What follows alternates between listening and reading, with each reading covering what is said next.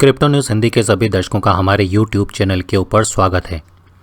आज के इस वीडियो में हम बात करने वाले हैं FTX के जो मालिक थे सैम, उनको अमेरिकन सरकार ने बेल दे दी। इतना बिलियन ऑफ डॉलर का फ्रॉड करने वाले, पूरी दुनिया के अंदर बिलियन ऑफ डॉलर का फ्रॉड करने वाले सैम को कैसे अमेरिका ने इतनी आराम से बेल दे दी, इसके बारे में डिस्कस करेंगे इस एक वीडियो में। तो बड़ा इंपॉर्टेंट वीडियो होने वाला है, अंत तक जरूर जुड़े रहिएगा। चैनल पर नए हैं तो चैनल को सब्सक्राइब कर सकते हैं। साथ ही सोशल मीडिया के लिंक इस वीडियो की डिटेल में है, जहाँ से आप हमें सोशल मीडिया पर फॉलो कर सकते हैं ताकि हर एक अपडेट पहुँचता रहे आपके पास सबसे पहले। तो आइए वीडियो को शुरू करते हैं। अगर आप FTX के कंप्लीट स्कैम को समझते हैं तो आप ये जानते होंगे कि किस तरीके से FTX के सैम ने बहुत प्लानिंग करके ये पूरे का पूरा स्कैम किया। लेकिन उससे बड़ा स्कैम अब हो रहा है जब ये स्कैम पूरा हो चुका है FTX का। उसके बाद आप लोगों ने लेटेस्टली न्यूज़ सुनी होगी, अगर आप हमें ट्विटर पे फॉलो करते हैं तो हमने आज ट्विटर के ऊपर सुबह शेयर किया था कि $250 मिलियन में अमेरिका की जो सरकार है उन्होंने SBF, जो जिनको हम सैम के नाम से SBF के नाम से जानते हैं, उनको बेल दे दी। अगर आप FTX का टोटल स्कैम देखेंगे तो ये कई बिलियन डॉलर का था, लेकिन FTX के जो सैम हैं उनको बेल दे दी गई $250 मिलियन में। अगर आप इसको थोड़ा डीपली जाके समझेंगे तो देखिए हुआ क्या था कि सैम जो है वो एक अमेरिकन है, अमेरिकन सिटीज़न है। और अमेरिका एक ऐसी कंट्री है जहाँ पे अपने सिटीज़न को लेके वो बहुत ज़्यादा एहतियात बरतती है। पूरी दुनिया में अगर किसी भी तरीके का कहीं पे भी कोई अमेरिकी नागरिक कोई फ्रॉड कर दे, स्कैम कर दे, किसी का मर्डर कर दे या कुछ भी कर दे, तो अमेरिकन्स अपने जो सिटीज़न है उसको प्रोटेक्ट करने के लिए इमीडिएटली सामने आ जाती है। और अमेरिकन हमेशा ये दिखाने पे, अपने जो नागरिक हैं उनको ये दिखाने पे रहते हैं कि हम आप लोगों के लिए बहुत ज़्यादा प्रोटेक्टिव हैं। वो चीज़ आपने देखी होगी जब 9/11 का अटैक हुआ था, उसके बाद ओसामा बिन लादेन को अमेरिका ने जाके दूसरी कंट्री के अंदर अटैक करके वहाँ पे मारा था। और फिर वहाँ के जो प्रेसिडेंट थे उस टाइम पे बराक ओबामा, उन्होंने आके पब्लिक को बताया था कि हमने देखिए कि हमारी कंट्री के ऊपर जिसने अटैक किया हमने उसको किल कर दिया। अब यहाँ पे आप इस केस में देखेंगे तो इसके अंदर और उसके अंदर हम क्यों ये डिस्कस कर रहे हैं। यहाँ पे जो सैम है वो एक अमेरिकन सिटीज़न है। अमेरिकन सिटीज़न यहाँ से निकलते हैं और साथ की है कंट्री जिसको हम ब्रह्मास के नाम से जानते हैं, वहाँ पे जाते हैं और FTX का अपना पूरा कारोबार वहाँ से शुरू करते हैं।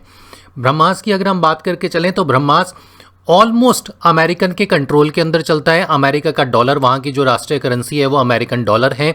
और अमेरिकन के लिए आने जाने के लिए वहाँ पे किसी भी तरीके की वीज़ा की रिक्वायरमेंट भी नहीं रहती। करीबन 1 घंटे की फ़्लाइट है, अमेरिका से आगे आपने ब्रह्मास में पहुँचना है। जब FTX का फ्रॉड बहुत ज़्यादा बढ़ा, मार्केट में बहुत ज़्यादा न्यूज़ आनी शुरू हुई, बहुत ज़्यादा गवर्नमेंट्स के ऊपर प्रेशर आना शुरू हुआ, तो एक तरीके से अचानक ही FTX के जो सैम हैं उनको गिरफ्तार कर लिया गया। और ब्रह्मास ने उसको गिरफ्तार करने के बाद अपनी प्रोटेक्शन में रखा करीबन हफ्ता भर। और आज कल की बात है, कल ब्रह्मास से इमीडिएटली जो सैम हैं उनको अमेरिका भेजा गया। अमेरिका भेजते ही उनको इमीडिएटली बेल दे दी गई। $250 मिलियन में उनको ये बेल मिल गई। अब सोचने वाली बात ये है कि इनको ये बेल इतनी आराम से मिल कैसे गई। अब अगर पूरे किस्से को आप समझते हैं तो आपको बता दें कि FTX एक ऐसा ब्रांड है जिसने अमेरिका की दोनों जो लीडिंग पार्टी हैं उन दोनों ही लीडिंग पार्टी को बहुत बड़े लेवल पे डोनेशन दी थी, जिसमें से एक पार्टी को जो डोनेशन लेवल है वो इस लेवल का था कि FTX सेकंड नंबर का फंडर था उसमें और दूसरी पार्टी का 3rd नंबर का फंडर था। इस हिसाब से आप आइडिया लगा सकते हैं कि कितना बड़ा इन्फ्लुएंस है FTX का या सैम का वहाँ की पॉलिटिक्स में।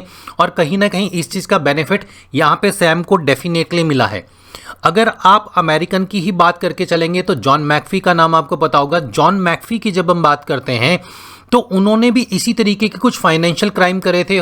मे बी इससे थोड़ा सा बड़ा उनका क्राइम था कि वो उन्होंने अपने पास वेपन भी रखे थे, लेकिन उनको अचानक ही जो वो सुसाइड उनका करार दिया गया कि उन्होंने सुसाइड कर लिया। हालांकि जॉन मैकफी हमेशा कहते रहते थे कि मैं कभी सुसाइड नहीं कर सकता, अगर मैं कभी भी मरूंगा तो वो कहीं ना कहीं मेरा मर्डर होगा, मैं आत्महत्या नहीं कर सकता। लेकिन उनको मारने का भी सबसे बड़ा रीज़न यही था क्योंकि जॉन मैकफी अमेरिका के कुछ ऐसे पॉलिटिशियंस थे जिनके बारे में बहुत कुछ बताना चाहते थे। इवन आप जो ट्वीट अपने सामने देख रहे हैं यहाँ पे जॉन मैकफी ब्रह्मास के भी कुछ ऐसे 2 पॉलिटिशियन हैं या ब्यूरोक्रेट हैं जिनके बारे में बहुत कुछ बताना चाहते थे। तो ये पूरा स्कैम बाहर आता, इससे पहले ही इनको जॉन मैकफी को जो है वो मार दिया गया और बाद में करार दिया गया कि उन्होंने आत्महत्या कर ली, जिसका केस आज तक जो है वो शट डाउन है, कोई उसके बारे में कुछ नहीं जानता।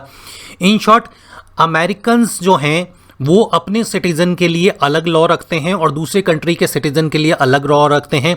अगर आपको रिसेंटली इससे पहले का एक स्कैम पता हो, वन कॉइन के नाम से एक स्कैम हुआ था जो FTX से बहुत छोटा, करीबन 90% छोटा स्कैम था, और जो उनके को फाउंडर थे सेबेस्टियन, उनको हाल ही में अमेरिकन गवर्नमेंट ने 40 साल की सजा दी है सेम इसी तरीके के फ्रॉड के अंदर।